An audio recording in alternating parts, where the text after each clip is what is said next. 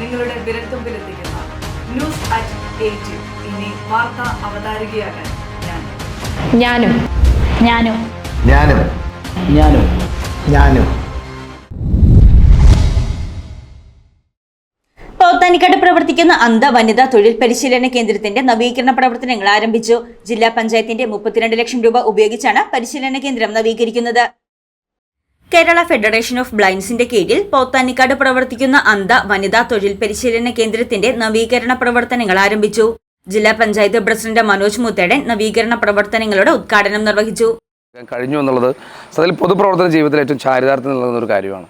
ഇതൊന്ന് നന്നാക്കിയെടുക്കുമ്പോൾ അവർക്ക് ഉണ്ടാകുന്ന ഒരു സൗകര്യം വർദ്ധിപ്പിക്കാൻ കഴിയുന്ന ഒരു സാഹചര്യം അതിന് നിമിത്തമാകാൻ കഴിഞ്ഞത് ജില്ലാ പഞ്ചായത്തിൻ്റെ പ്രശ്നം എന്നുള്ളതിൽ നിമിത്തമാകാൻ കഴിഞ്ഞത് വലിയ ഭാഗ്യമായി കരുതുകയാണ്. റാണി ചോദിച്ച അതിൻ്റെ പിന്നാലെ നിന്ന് എല്ലാ കടമ്പകളും പൂർത്തീകരിച്ച് എല്ലാ പ്രയാസങ്ങളും പൂർത്തീകരിച്ചിട്ടാണ് ഇത് ആയിട്ടുള്ളത്. നമ്മൾ ഓഗസ്റ്റ് 30 ഇത് നമ്മൾ വലിയ പരിപാടി നമ്മൾ ഉദ്ഘാടനം ചെയ്യാനും അതിൻ്റെ എല്ലാ പ്രവർത്തനവും നമ്മൾ തീർക്കും. അതിനുള്ള ശ്രമത്തിലാണ് നമ്മൾ ഇലക്ട്രിഫിക്കേഷൻ ഉൾപ്പെടെ തീർക്കുക. എന്തായാലും ഇതിന് നേതൃത്വം കൊടുത്ത എല്ലാവരെയും പ്രിയപ്പെട്ട എല്ലാവരെയും അഭിനന്ദിക്കുന്നു. നന്ദി, നമസ്കാരം.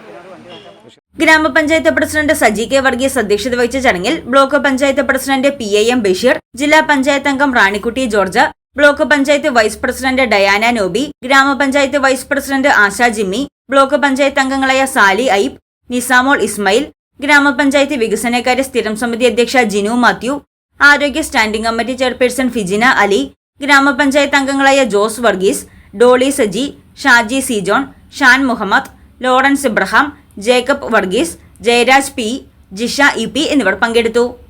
32.5 ലക്ഷം രൂപയാണ് പദ്ധതിക്കായി ജില്ലാ പഞ്ചായത്ത് അനുവദിച്ചിരിക്കുന്നത്. കാഴ്ചയില്ലാത്ത വനിതകൾക്കായി സംസ്ഥാനത്ത് പ്രവർത്തിക്കുന്ന ഏക സ്ഥാപനമാണ് പോത്താനിക്കാടുള്ളത്. 60 വനിതകൾക്ക് താമസിക്കാനും ജോലി ചെയ്യാനുമുള്ള സൗകര്യം ഇവിടെയുണ്ട്. എന്നാൽ 20 വർഷമായി കേന്ദ്ര സർക്കാരിന്റെ ഗ്രാന്റ് ലഭിക്കാത്തത് പ്രവർത്തനത്തെ ബാധിച്ചു. ഗ്രാന്റ് ലഭിക്കാത്തതിനാലും വരുമാനം കുറഞ്ഞതിനാലും 20 വനിതകൾ മാത്രമാണ് ഇപ്പോൾ നിലവിൽ ഇവിടെയുള്ളത്. ഈ സാഹചര്യത്തിലാണ് ജില്ലാ പഞ്ചായത്തിന്റെ ഇടപെടലുണ്ടായത്. News desk Muvattupuzha news. നിങ്ങളുടെ പഠനാനുഭവത്തെ കരുത്തുറ്റതാക്കാൻ നാക് അക്രഡിറ്റേഷനിൽ A++ കരസ്ഥമാക്കിയ മൂവാറ്റുപുഴ നിർമ്മല കോളേജിൽ 2025-26 അധ്യയന വർഷത്തെ അഡ്മിഷൻ ആരംഭിച്ചിരിക്കുന്നു.